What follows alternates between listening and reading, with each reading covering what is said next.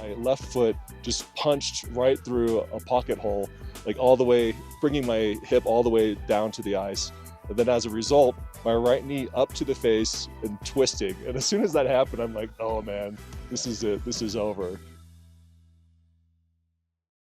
I'm Mike Harker. I'm the public affairs chief at U.S. Embassy in Nepal. And so now I'm here at Everest Base Camp in my own personal capacity, attempting to summit Everest. This idea came about last year, where I had this idea to summit Everest, but a really good friend of mine just gave me a reality check to say, hey, you know what? Before you even attempt to do that, why don't you try to summit Labucha East instead? And so I did that during last THAR, last October, summited Labucha East. Growing up in California, tons of trekking, tons of hiking around California, around the West, and also internationally too. But Labuche definitely was the next step up in terms of altitude. So I began my ascent first in Namche on April 20th. So I've been here for almost a month. Last Saturday, I completed my high camp rotation, touching Camp 3. Incredible experience, and really just kind of surreal actually to actually be able to kind of get a glimpse of the peak of Everest just around the bend.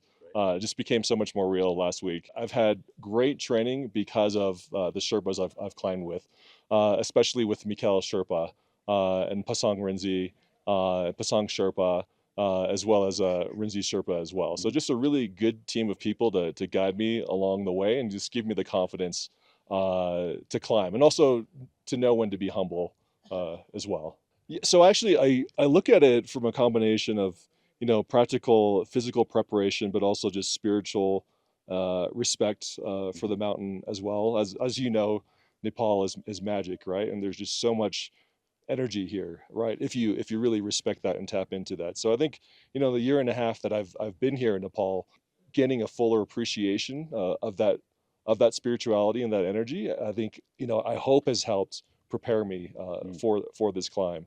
But then to go back to the practicalities of it, the mountain does not care who you are, and I think just an example of that is, I had a nice rotation last weekend, but going back down through the ice fall, there was a group in front of me. So I just stepped to the left to go around them.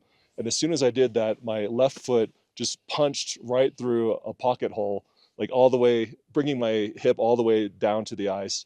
And then as a result, my right knee up to the face and twisting. And as soon as that happened, I'm like, oh man, this is it. This is over, but instantly my team, grabbed me by the armpits and hoisted me up out of the ice. And I was able to, just make my way back down to base camp. It's all about the team, man. You think it's up to you to climb that mountain.